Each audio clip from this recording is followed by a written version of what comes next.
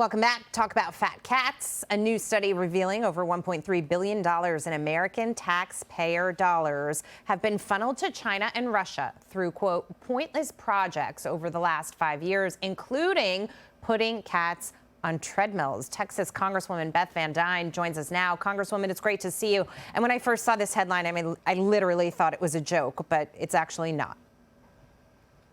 Yeah, you do. You think it's something from Babylon Bee, and then you recognize how much money our government wastes. And people, you know, I get attacked all the time because I say we got to cut the spend, and people immediately say, well, what are you going to cut? Are you going to cut benefits? Are you going to cut seniors' benefits? You're like, no.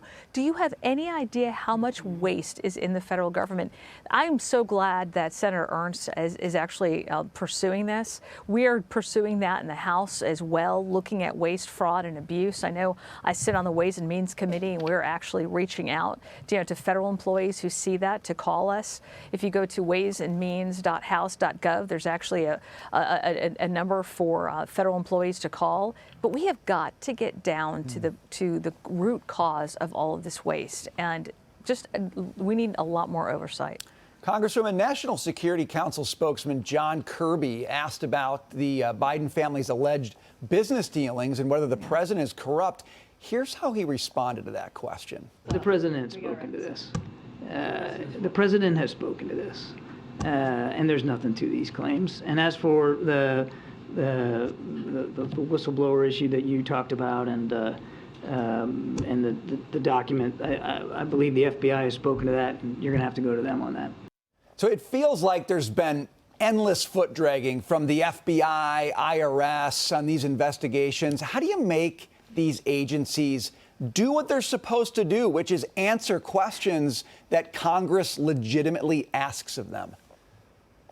Oh, we're going to be asking them a lot of questions on Ways and Means, as we've had a number of whistleblowers come up and contact our committee to let us know that they are witnessing waste, fraud, and abuse.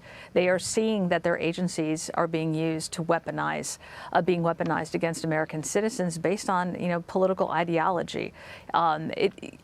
We're seeing it with certain families. You have your news agencies has done a great job of actually calling that to light. I know James Comer is also looking into that. But thank God that we actually have a Republican-led Congress right now that's actually getting down to the bottom of those answers and holding those agencies responsible and accountable, having them answer the questions, having them be able to show us a trail, and not being able to dodge just by not following the law. We've seen it, it's happening, and we need to get down to the bottom of it. And thank God that we've got people like James Comer that are heading up some of these committees that are looking at exactly that. I want to pivot back to jobs and the economy. We got ADP this morning. We're getting Jobs Day out tomorrow.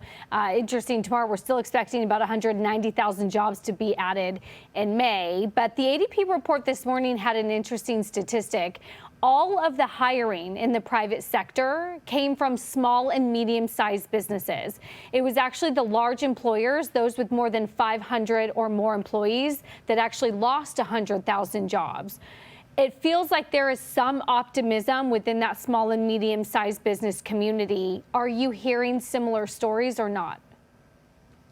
Well, I'll tell you, we've been going out and having field hearings across the country as a part of our Ways and Means focus. And we're getting down and we're talking to people across the country, but also in different industries. And what we're hearing is we've got to stop people working, getting paid to stay at home, getting them back into the workforce. And last night we did pass a bill that did have certain work requirements in there for SNAP. We can do more. But that needs to be a focus as well. And again, with a Republican-led Congress, you're getting to that. But what we're hearing is people want to stay at home. People aren't willing to be able to come in and do their job, not because of any physical disability, but because that's just become the norm over the last 2.5 years. And it's being led by entitlements that are being paid without any kind of work requirements. Congresswoman Beth Van Duyne, really appreciate it. Thank you so much. We're talking about some of the permanent effects of the pandemic. Yeah. The lack of work requirements, the lack of finding dignity in work. As she mentioned, the smart Congresswoman could be one of them. Small businesses have such a labor shortage, I can totally understand how they'd say, I want to hire, I don't have enough workers, but you got to quit competing with me, government, by paying people to stay at home. Yeah, it's been a really tough environment. Everybody I know who runs a small business still is complaining they cannot get the help they need. They can't get the quality of the workers that they need. They're even willing to pay more in some cases, and they just can't get people back in the door.